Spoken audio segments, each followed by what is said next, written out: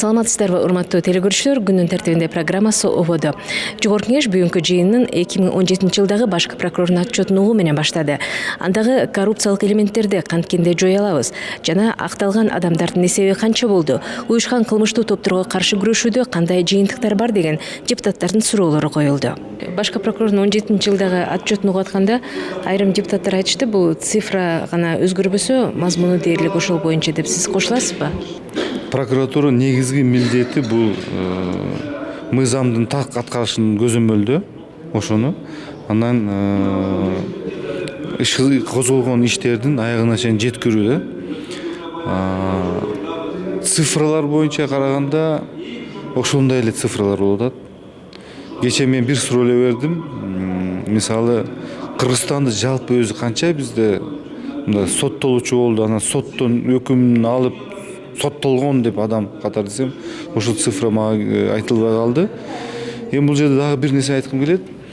Эгерде биз ушул кылмыш иштерин ачып, ар бир адамды сотко чейин жеткирип соттоп жүрө берсек, анда бизде Кыргызстан баары соттолуучу болуп калат да.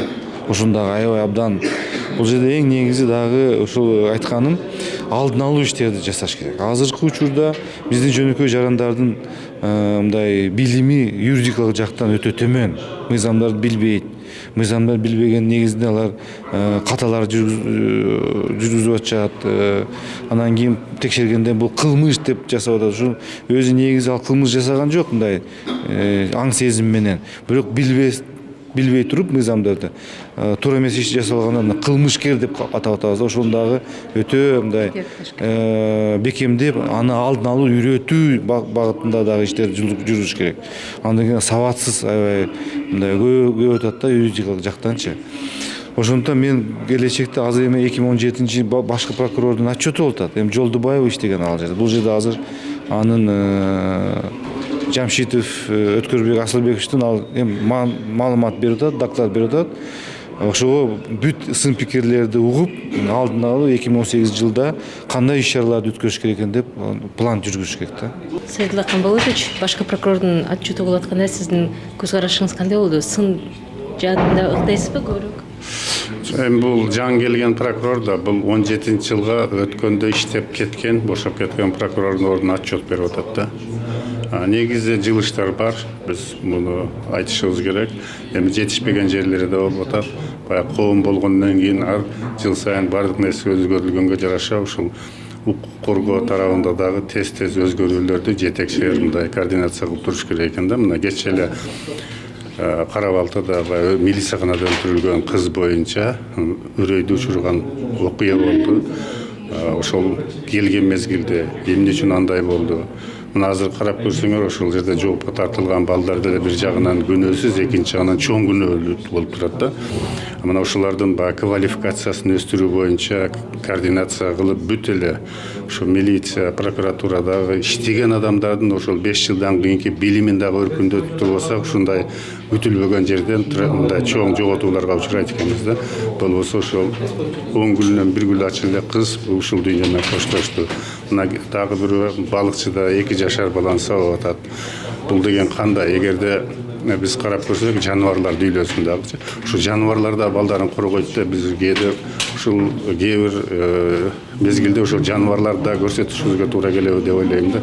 Ушул жаныбар дагы өзүнүн баласын коргойт деп. Мен ошол мааниде суроолорду бердим да.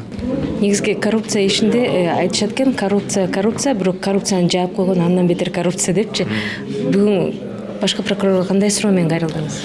Мен 3 суроо менен кайрылдым. Биринчи суроом ошол мен уже 2-3 жолу маселени палатадан көтөрдүм. Ошо Бишкек шаарындагы мэрия ошол мыйзам бузуулар менен ижарага берген жер тиркелери боюнча ошол 86 гектар жерди капиталдык курулушка уруксаты менен берген боюнча ошо мыйзам бузуулар боюнча канча иш козголду, кимге козголду, бул боюнча эми баш прокурорлор ошо УКМКнын кызматкерлери маалымат беришти. 2 иш козголуптур. Азыр тергөө иштери жүрүп атыптыр.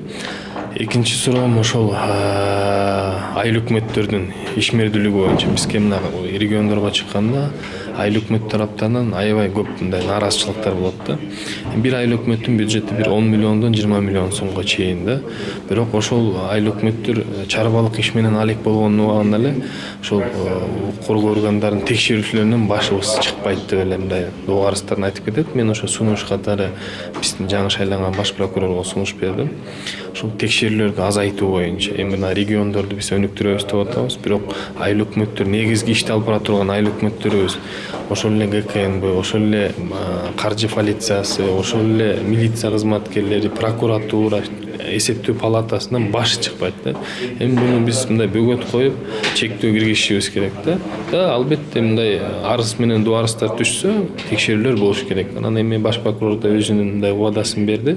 Бул маселенин аягына чейин чыгып, мен көзөмөл жүргүзөм, чектөөлөрдү киргизем депчи. Мен ойлойм, бул жакшы бир натыйжа берет болуш керек деп. Негизги ошол текшерүүчү органдарды координациялай турган башкы прокуратура да? Албетте, эми координациялык кеңештин дагы ошол төрагасы ошол баш прокурорубуз болот. Анан эми биз айтып атпайбызбы, биздин айрым коллегаларыбыз да айтып кетти да.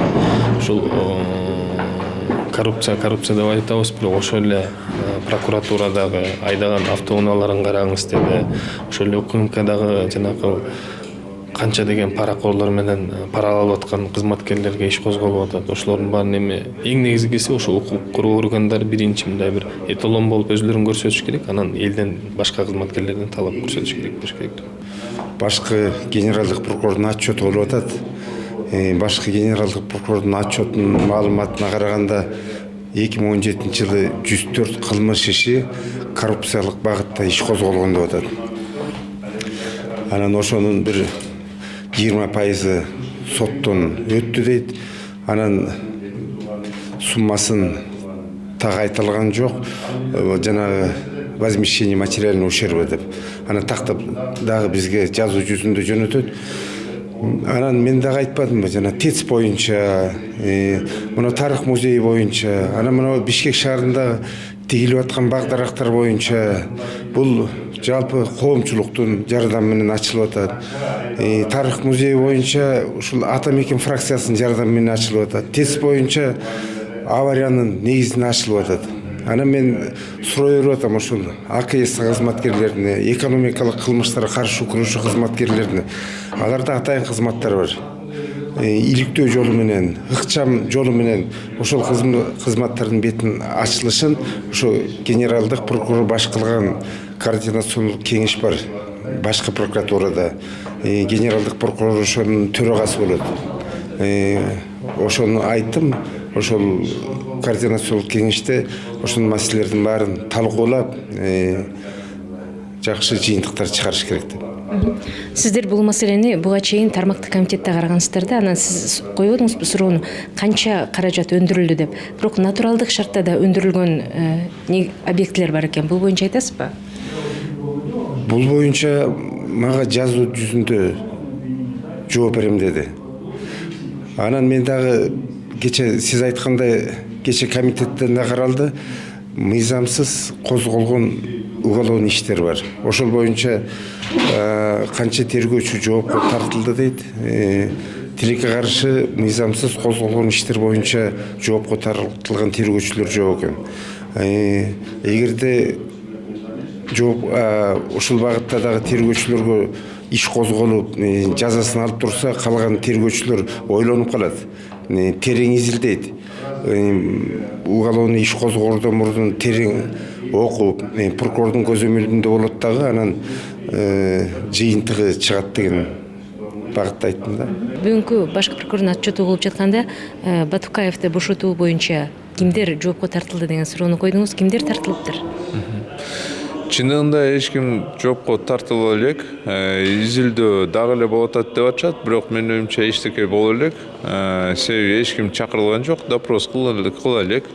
5 жыл мына өттү. Хотя ошол учурда мен билем да, мен уккам, айтканда 1 эле жыл жашайт ошол киши. Анан каза болуп калат, өтө оор абалда азыр, өтө оорлар менен ооруп жүрөт деп ушуну айтышкан да. Эми бул чындыкка келген жок. Азыр көрүп атабызбы, азыр Россияда жүрөт. Мына эч ким тартыла элек. негизи иликтөө иштерин, издөө иштерин ким жүргүзүшү керек? Прокуратура катышабы бул жерде?